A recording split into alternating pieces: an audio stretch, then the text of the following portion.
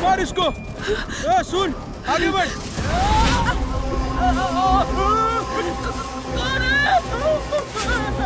क्या है? कोई है?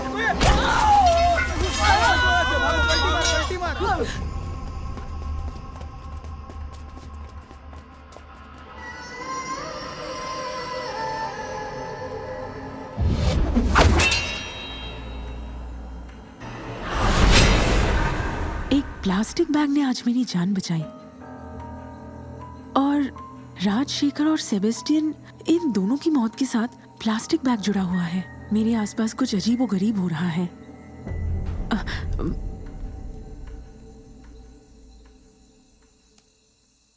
पेरुमल सर। जी कहिए मैडम।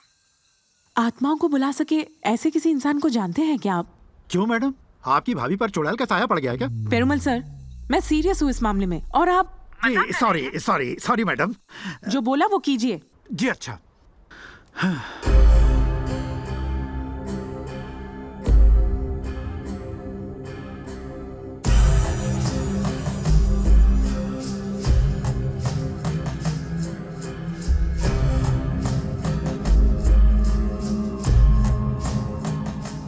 मैडम, ये जो तांत्रिक बाबा हैं, ये किसी भी आत्मा को बुलाकर उससे बात कर सकते हैं। हाँ, नमस्ते। नमस्ते। नमस्ते बाबा। नमस्ते। मुझे गलत मत समझिए, इन सब चीजों पर मेरा जानता हूँ इन पर यकीन नहीं करती आप, लेकिन जब चीजें बस से बाहर हो जाए तब इन पर यकीन करना ही पड़ता है। बैठ जाइए। स्विच दबाने से ही फैन ऑन होता है। अब ये हमारे लिए अजीब नहीं है क्योंकि ये बिजली से चलता है। हम बिजली देख नहीं सकते पर महसूस करते हैं। एक बूंद वीर्य से इंसान का निर्माण हो जाता है। हम ये मानते हैं क्योंकि इन सब के पीछे एक ही कारण है, वो है विज्ञान। हमारा जो ये शरीर है उसकी सारी गतिविधियां सिर्फ सांसों से ही चलती हैं। सांसें देख नहीं सकते पर महसूस कर सकते हैं। एक मुर्दे के शरीर से निकली आखिरी सांस ही उसकी आत्मा है। हवा चारों तरफ है और इसी हवा में हमारी सांसें भी घुली हुई हैं, जिसे लोग आत्मा, कुछ लोग भूत और कुछ शैतान कहते हैं। बाबा, पर मुर्दा लोगों की आत्मा को तो जन्नत में होना चाहिए ना, तो वो यहाँ आकर औरों को परेशान क्यों करने लगती है? अगर किसी इंसान की इच्छा अधूरी रह जाए तो उसकी आत्मा भटकती है। वो आत्मा इच्छा को पूरी करने में लग जाती है और जो वक्त से पहले मर जाते हैं वो भटकती हैं बदले के लिए। वो आत्मा उनको शिकार बनाती है जो उनके मौत के जिम्मेदार थे। तो बाबा, क्या आत्माएं टाइप करके मैसेज भी भेज सकती हैं? आत्मा इंसान के शरीर में रहती है तो जो इंसान कर सकता है वो आत्मा भी कर सकती है। सिर्फ कहने के लिए वो बाहरी दुनिया की है। हम बात भी कर सकते हैं आत्माओं से? बिल्कुल कर सकते हैं। उनसे बात करने के लिए आपको उनका नाम या कोई ऐसी वस्तु जो उनकी हो वो चाहिए। और हाँ, इस विधि पर हमें पूरा विश्वास रखना होगा, अन्यथा आत्मा नहीं आएगी। बाबा, एक आत्मा को कैसे पता चलेगा कि हम उसे पूरे विश्वास से बुला रहे हैं? अगर नहीं आए तो आपका विश्वास अधूरा है। ओह।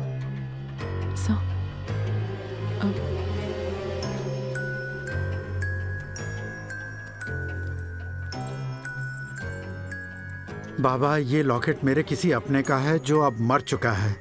क्या उसकी आत्मा से बात हो सकती है? अगर तुम्हारा विश्वास अटल है तो आत्मा को आना ही होगा। उसका नाम बताओ। नाम है अरुण कुमार, उम्र 12 साल।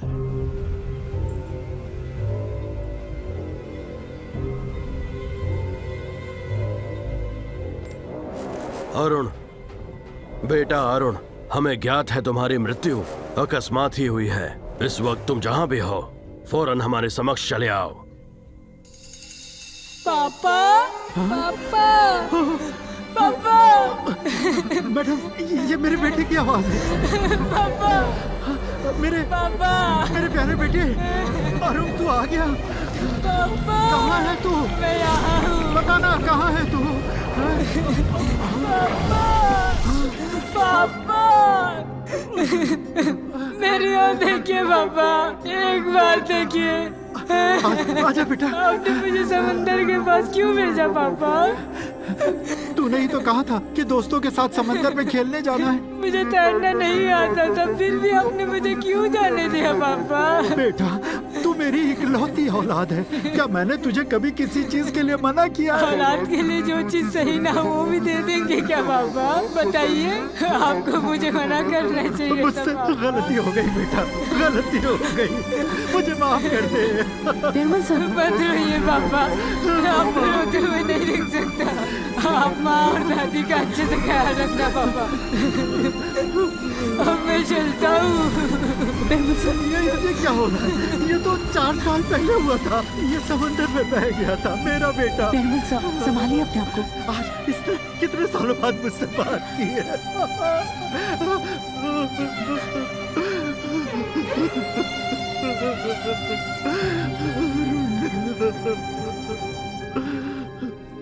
तो बाबा, क्या आत्माएं टाइप करके मैसेज भी भेज सकती हैं? आत्मा इंसान के शरीर में रहती है, तो जो इंसान कर सकता है वो आत्मा भी कर सकती है। जो मैसेजेस आए थे। बुआ, एक गेम खेलोगी मेरे साथ? मैं अभी थोड़ी बिजी हूँ बेटा, क्या हम बाद में खेलें? सॉरी। जा। ये क्या है? पजल है, सॉल्व कर लो। ठीक है, हम बाद में खेलेंगे। हाँ, अब जाओ। उल्टा क्यों लिखा है? इन नंबर्स को जरा रिवर्स करके देखती हूँ।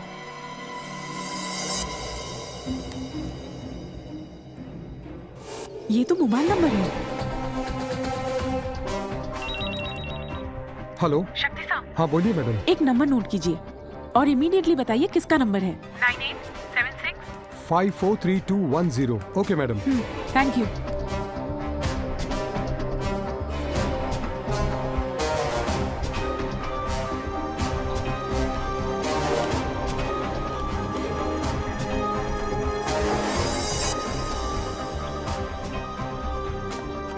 मैडम पता चल गया ये नंबर किसका है? ये किसी भारतीय आरुमुगम का नंबर है।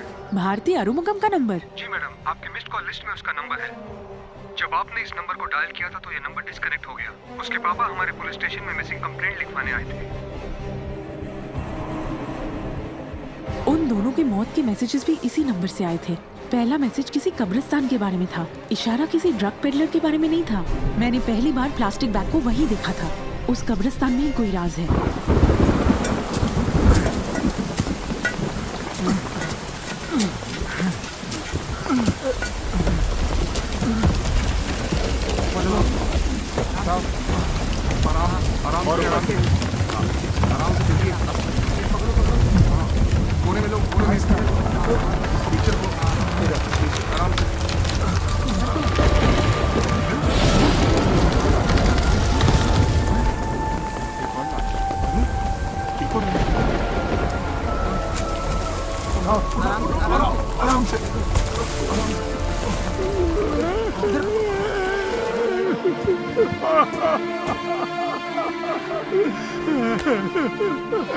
अरे मेरी बेटी, ये क्या अनर्थ हो गया? बेटी, देखिए मेरी बेटी को। कभी सोचा नहीं था तुझे ऐसे देखूंगा। भारती, देखिए मेरी बेटी को एम्बुलेंस में डाल रहे हैं। क्या क्या सपने देखे थे मैंने। सारे खत्म हो गए। कितने नाजों से पाला था मैंने इसे, सब खत्म हो गया। देखिए मेरी बेटी को, ये मेरे साथ ही होना था। मैंने कहा था मेरी बेटी लापता है, नहीं सोचा था कि इस हालत में मिलेगी मुझे। इससे अच्छा तो आप मुझे बताती ही नहीं, ये सोचकर जी लेता कि वो कहीं जिंदा तो है। Sorry sir. मैडम, आपको ये तो पता होगा कि वो कैसे मरी। हम इंक्वायरी कर रहे हैं, उसी सजा जरूर मिलेगी। अरे अब पता करके क्या होगा, मेरी तो दुनिया उजड़ गई। सर, ये आपकी बेटी की अंगूठी है, इसी लीजिए। अंगूठी, ये अंगूठी मैंने बड़े प्यार से खरीदी थी, उसे उपहार में दी थी मैडम। अब वही चली गई। तो इसका मैं क्या करूंगा?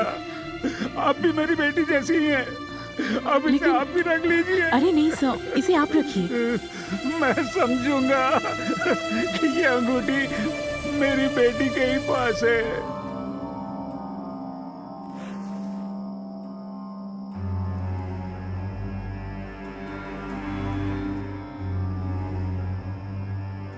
मैं आत्माओं को नहीं मानती थी, अब मानने लगी हूं, इसीलिए तुम्हें यहां बुला रही हूं। आओ भारती आरुमुगम।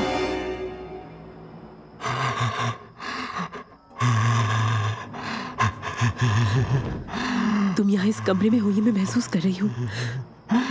तुमने मेरा इस्तेमाल करके सेबेस्टियन को मारा। जहां राजशेखर मरा वहां भी मैं मौजूद थी। उसे भी तुमने ही मारा।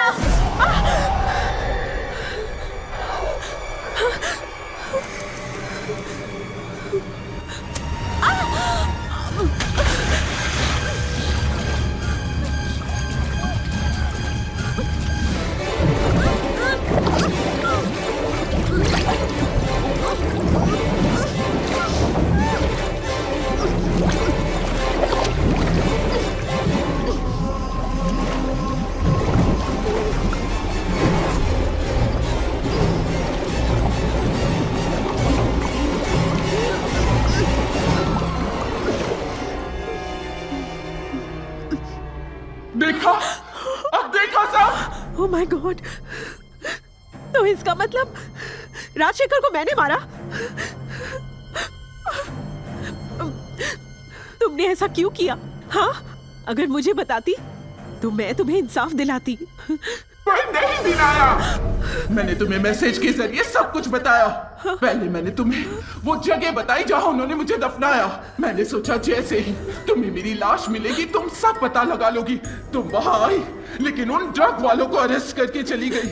उसके बाद मैसेज भेजा कि राजशेखर गुनहगार है, एक्शन लो, पर तुमने नहीं लिया। मैंने ये भी मैसेज भेजा कि अरविंद रिसोर्ट भी गुनहगार है। तुमने सेबेस्टियन के भाई को अरेस्ट किया। फिर मैंने मैसेज भेजा कि सेबेस्टियन गुनहगार है, पर तुम उसे बचाने लगी। मैंने तुम्हारे ही हाथों उन गुनहगारों को मरवा दिया। क्या हुआ था तुम्हारे साथ? तुम और किस किस से बदला लोगी? यही बताऊंगी। अगर बता दिया हो कौन है तो तुम उसे भी बचाने पहुंच जाओगी।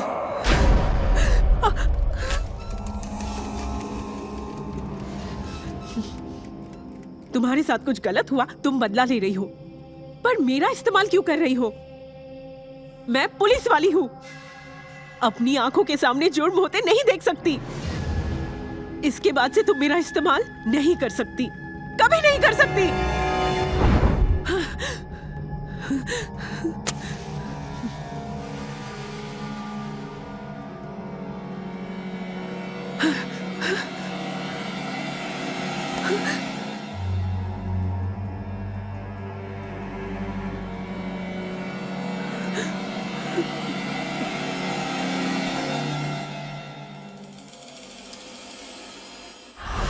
मत करो, ऐसा मत करो। मेरी बात सुनो, ऐसा मत करो। मैंने कहा ऐसा मत करो। नहीं सुनोगी?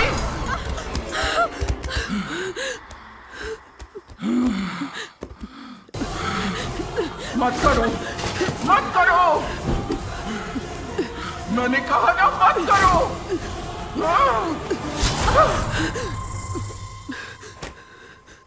तुम मेरा शरीर इस्तेमाल नहीं कर सकती। बिना इसकी वजह जाने मैं तुम्हें अपना इस्तेमाल नहीं करने दूंगी। नहीं, तुम्हें नहीं मरने दूंगी।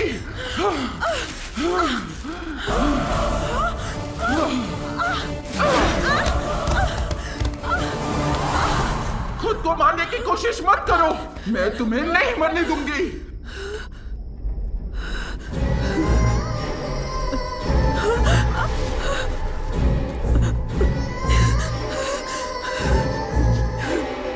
तुम्हें पता चल गया ना कि मैं तुम्हें कुछ नहीं होने दूंगी।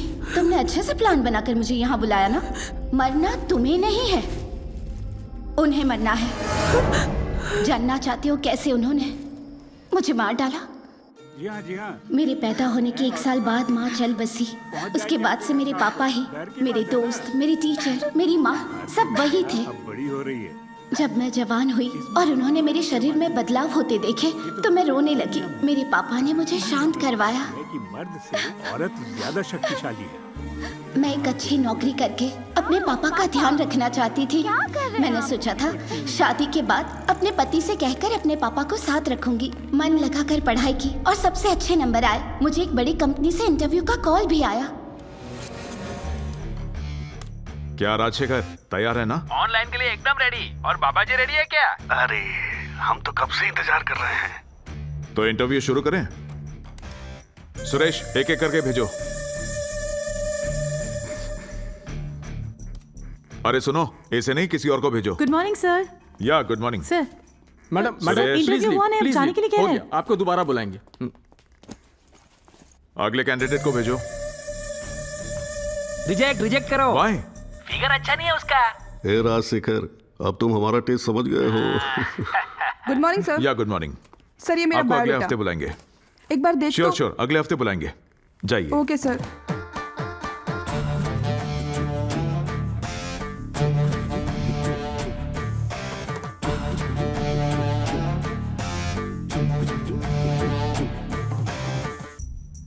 ये तो बिल्कुल मेनका लग रही है। ये तो फिक्स है। सेबेस्टियन, इसको जाने मत देना। सेबेस्टियन, बाबा जी ने मेनका पसंद कर ली है। मैं भी एकदम मंत्रमुग्ध हो गया हूँ। इसे कंफर्म कर लो। Good morning sir. या गुड मॉर्निंग। कांग्रेट्स। तुम्हें नौकरी मिल गई। बैठ जाओ। पर सर आप सिर्फ मुझे देखकर ही कह रहे हैं कि नौकरी मिल गई। आपने तो एक भी सवाल नहीं पूछा। सवाल नहीं, क्वालिफिकेशन जरूरी है। Thank you sir. Suresh, yes sir. समझा दो। Okay sir. भारती, तुम बहुत ही लकी हो। हमारे बॉस को तुम पसंद आ गई। क्यों बाबा जी, खुश हो ना? सुनो, इसको कंफर्म कर लो। सुरेश बात कर रहा है। वो मामला बिगाड़ देगा। बताओ सुरेश, बात हो गई? सर जब मैंने कहा एडजस्टमेंट तो ये समझ नहीं पाई। तुम्हें एमबीए की डिग्री किसने दी? इतनी छोटी सी बात समझा नहीं सकते? आउट। लड़कियों को फुसलाने के लिए एमबीए नहीं किया। तो भारती सब कुछ समझ गई ना? सर उन्होंने कंपनी के रूल्स के बारे में कुछ नहीं बताया, लेकिन कुछ एडजस्टमेंट की बात कर रहे थे। मेरी कुछ समझ में नहीं आया। देखो मैं तुम्हें समझाता हूँ। तुम्हें अच्छी तरह पता है ना इस जॉब के लिए कितने लोगों ने अप्लाई किया था? यही कोई 50 लोगों ने किया होगा। 150 ने। अब 10 वैकेंसीज के लिए अगर 150 लोग अप्लाई करेंगे तो मैं कैसे चुनूंगा? उनके मार्क्स, टैलेंट, क्वालिफिकेशन और स्किल्स देखकर उनमें से जो भी बेस्ट होगा उसे आप चुनेंगे। अब जैसा तुमने कहा 25 लोग क्वालिफाइड हैं, तो उन सब में से मैं 10 को कैसे चुनूंगा? इसी वजह से हम लड़कियों को चुनते हैं जो खूबसूरत हो और हमारा साथ भी दें। यहां सिर्फ स्मार्ट और खूबसूरत लड़कियों को ही चुना जाता है। इसका क्या मतलब है? मैंने बहुत मेहनत करके अच्छे मार्क्स हासिल किए हैं, पर उसे नजरअंदाज करके जो ऐसा कैसे कह सकती कि जो एडजस्टमेंट करेगी उसे ही अपॉइंट करेंगे? अरे नहीं नहीं, ऐसा मत कहो भारती, ये तो एक छोटी सी बात है। बंद दरवाजे के पीछे जो होगा उसका किसी को पता ही नहीं चलेगा।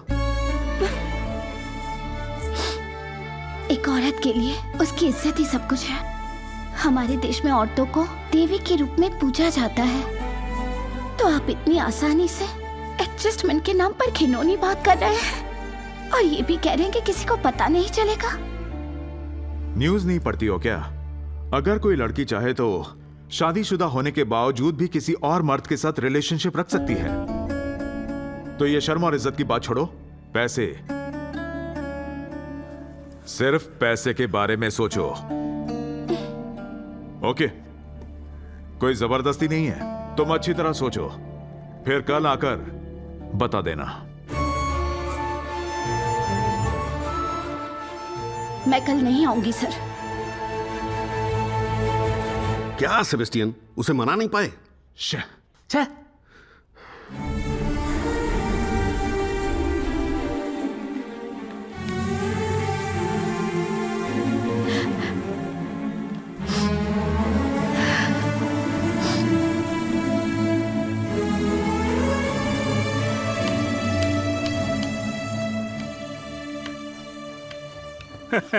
अरे आजा बेटा, हो गया इंटरव्यू? आजा यहाँ बैठ। तुझे तो पक्का नौकरी मिल ही गई होगी। उन्होंने मुझे नौकरी तो दी पापा। हाँ। लेकिन भारती, क्या हुआ बेटा? वो मुझे नौकरी काबिलियत के हिसाब से नहीं दे रहे थे। तो वो इसलिए दे रहे थे क्योंकि मैं खूबसूरत हूँ। उन्होंने कहा एडजस्टमेंट करना होगा।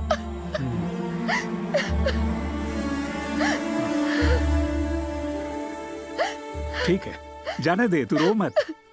तुझे स्कूल में एक लड़के ने लव लेटर दिया था, कॉलेज में भी एक लड़का तेरे पीछे पड़ा था, वैसे ही आज भी इंटरव्यू में कुछ हुआ। उन जैसे घटिया लोगों से और उम्मीद भी क्या की जा सकती है। बेटी ज्यादा मत सोच, अच्छी नौकरी मिल जाएगी तुझे। भारती, तेरा मनपसंद खाना बना है, तू खा ले और जाके थोड़ा आराम कर। मुझे थोड़ा काम है, निपटा कर आता हूँ।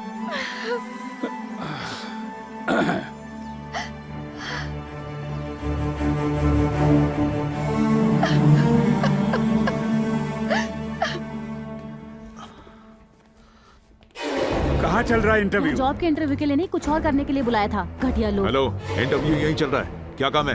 तुम्हें अंदर किसने आने दिया? हो तो वो तुम हो, मेरी बेटी से घटिया बात करने वाले हैं? कौन हो तुम?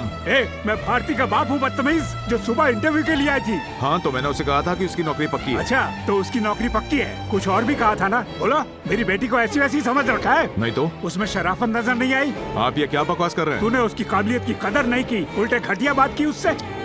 मैंने तो सिर्फ उसकी तारीफ की, किसी चीज के लिए उसे मजबूर थोड़ी ना किया। तो तू मजबूर भी करेगा क्या?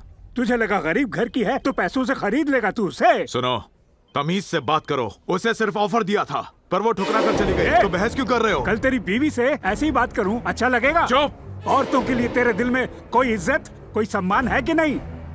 तुझ जैसे लोगों को तो समाज से बाहर निकाल देना चाहिए। औरतों को अपनी जागीर समझ रखा है। दुनिया में तमीज समाज किस लिए बने? तुझे लगता है कोई भी किसी के साथ सो सकता है? मेरी बेटी के साथ सोएगा?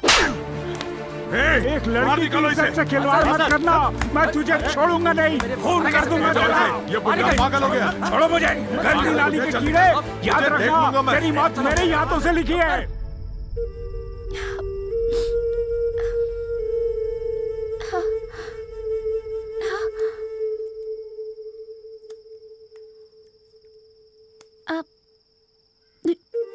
अंकल, मेरे पापा आपके साथ हैं? नहीं बेटा।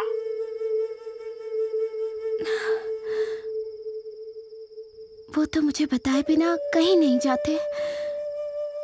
मोबाइल भी घर पर छोड़ गए हैं।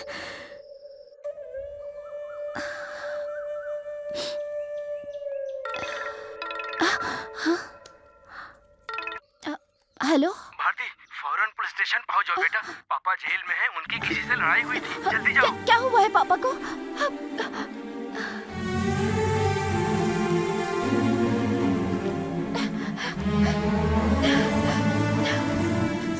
सर, मेरे पापा। अंदर जाके पूछ लो। पापा, पापा। रानी बिटिया, पापा, क्या हुआ है पापा? आपको अरेस्ट क्यों किया? आपको मारा है क्या? कोई बात नहीं बेटा, मैंने उसे मारा ना, मेरे लिए वही काफी है। मैंने आपसे कहा था मैं वो नौकरी नहीं करूंगी, तो आप आखिर वहाँ गए ही क्यों? तू तो मना करके आ गई बेटा। वो किसी और लड़की से भी यही पूछता। हम गरीब लोग इनकी बातें मानने लगे, इनकी जी हुजूरी करने लगे, तो न जाने कितनी लड़कियों की जिंदगी तबाह हो जाएगी। उसने कहा पूछना उसका हक है और मना करना हमारा, इसलिए मैंने उसे थप्पड़ मारा स्टाफ के सामने। ए सुनो, तुम्हारे पापा हैं ये? जी मैडम। जी हाँ। जरा यहाँ आओ। देखो, तुम तो पढ़ी लिखी हो ना, तो ऐसी बातें पापा से कहनी चाहिए क्या? अगर तुम्हें पसंद है तो करो, नहीं पसंद है तो मना करो। बताने का अंजाम देख लिया ना, तुम्हारे पापा सलाखों के पीछे हैं। मैडम, उन्होंने मेरे साथ बदतमीजी की थी, मैं उनके खिलाफ कंप्लेंट करूंगी। आप उन्हें अरेस्ट कीजिए, मेरे पापा को छोड़ दीजिए। देखो, मामले को समझने की कोशिश करो। रेप केस में भी गवाह और सबूतों की जरूरत पड़ती है। किसी के कुछ गलत पूछने से केस नहीं बनता। हमारे पुलिस डिपार्टमेंट में भी ये सारी बातें होती हैं। तो बताइए, मैं अपने पापा को छुड़ाने के लिए क्या करूं? तुम तुरंत जाकर उनसे मिल लो। अरे आओ भारती, मैं जानता था तुम आओगी। मेरे पापा को अरेस्ट कर लिया है, बहुत मारा भी है उन्हें। आपसे रिक्वेस्ट है उन्हें जेल से निकालिए। अच्छा ये बताओ, क्या मैंने तुम्हारे साथ कोई बदसलूकी की? तुम मुझे बहुत अच्छी लगी, इसलिए मैंने तुम्हें ऑफर दिया और तुमने अपने बाप को बता दिया और उस बुढ़े ने यहाँ तमाशा खड़ा कर दिया। तो मैंने उसके खिलाफ कंप्लेन कर दी। अब 10 साल तक तुम्हारा बाप जेल में सड़ेगा, तब तुम अकेली रह जाओगी। जब अकेली रहोगी तो ये मत सोचना कि बाकी लोग मेरी तरह तमीज से पेश आएंगे। सर, पापा को जेल से छुड़वाइए, उसके लिए जो भी करना पड़ेगा मैं करूंगी सर। तुम्हें पता है मुझे क्या चाहिए? मेरे उसी ऑफर की बात।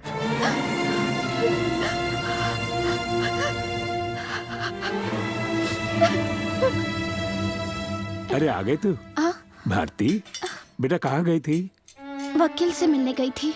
वकील? उसकी जरूरत नहीं है, मैंने इंस्पेक्टर मैडम को सब बता दिया, तो उन्होंने मुझे छोड़ दिया और ये भी कहा कि उस पर एक्शन लेंगे। दर्द हो रहा है पापा? अरे नहीं नहीं, कोई दर्द नहीं है। मैं डर गई थी कहीं आपको खो ना दूं पापा। ऐसा क्यों कह रही है? देख मैं बाहर आ गया ना, चल रो मत रो। अच्छा सुन, मुझे एक फंक्शन में खाना बनाने का ऑर्डर मिला है, देर से लौटूंगा, अपना ख्याल रखना। पापा, हाँ बोल। मेरी फ्रेंड सुगुना के मम्मी पापा शादी अटेंड करने बाहर गए हैं। अच्छा। तो वो कह रही थी कि अगर आज रात में वहाँ रुक जाओ। मैंने कहा आपसे पूछकर बताऊंगी, आप हाँ बोलो तो आज रात वहाँ रुक जाओ। ठीक है जा, पर सुन बेटा, जरा संभल के रहना। हाँ? मैं आता हूँ। यहाँ खूबसूरती और जवानी की ज्यादा कीमत है। तुम्हारे पास इतना सुंदर जिस्म है, इसे बचा क्यों रही हो? इस्तेमाल क्यों नहीं करती? तुम तैयार हो जाओ, मेरे पास 3 बजे आ जाना, हमें एक खास जगह पर जाना है। हॉकआई ऐप, पुलिस डिपार्टमेंट ने इसे खास औरतों के लिए बनाया है। बहुत सारी जगहों पर इस ऐप की मदद से हम मुजरिमों को पकड़ सकते हैं। इंटरनेट के ज्यादा इस्तेमाल से सेक्सुअल असॉल्ट के मामले काफी बढ़ गए हैं, जुर्म बढ़ गए हैं। नहीं तो 2 साल की बच्ची का रेप कैसे कर सकता है कोई? अगर आपको कोई परेशान करे या डराए तो बिल्कुल घबराना मत। अगर आपको लगे कि कोई आपको जरा भी गलत इरादे से अप्रोच कर रहा है तो घबराना मत। उन्हें सबूत के साथ पकड़िए, उनकी सारी हरकतों को रिकॉर्ड कर लीजिए, हो सके तो वीडियो बना लीजिए। आजकल सबके पास स्मार्टफोन तो होता ही है ना। मी टू के आधार पर की गई कोई भी कंप्लेंट बिना सबूत बेकार है। कोई भी जुर्म साबित करना हो तो सबूत चाहिए। IPC 376 यौन शोषण एक दंडनीय अपराध है। इसके तहत हम स्ट्रॉन्ग एक्शन ले सकते हैं। मेरा नंबर लिख लीजिए 9444213326। इस नंबर पे कभी भी कॉल कर सकते हैं। ये मत भूलिए, मैं यामिनी औरतों की रक्षा के लिए आई हूँ। Thank you.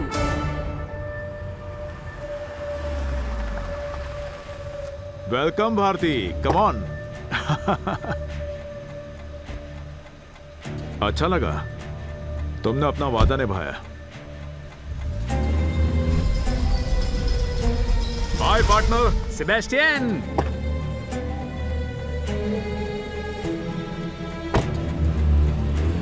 इनसे मिलो, ये राजशेखर है। बहुत बड़ा इंडस्ट्रियलिस्ट है। क्या हुआ भारती, इतनी सहमी क्यों बैठी हो? आराम से बैठो। क्या हुआ, घबरा गई? एक और VIP आएंगे। जल्दी आता हूँ। ये है हमारे बाबा जी, आदरणीय श्री प्रेम नित्य शंकरानंद। भारती, तुम खूबसूरती की मूरत हो। भारती, तुम्हें पता है हम तीनों दोस्त कैसे बने? हम तीनों की दोस्ती भी इत्तेफाक है। हम सब एक ही फ्लाइट से बैंकॉक जाते थे और एक ही फ्लाइट से लौटते भी थे। और ऐसा संजोग से कई बार हुआ। फिर हम दोस्त बन गए। फिर हमें पता चला कि हम तीनों का टेस्ट एक ही है। सही कहा ना? इसीलिए हमने सोचा कहीं और क्यों जाना, हमारा देश भी तो खूबसूरती से भरा पड़ा है। तो हमने यहीं खेती शुरू कर दी। हाँ।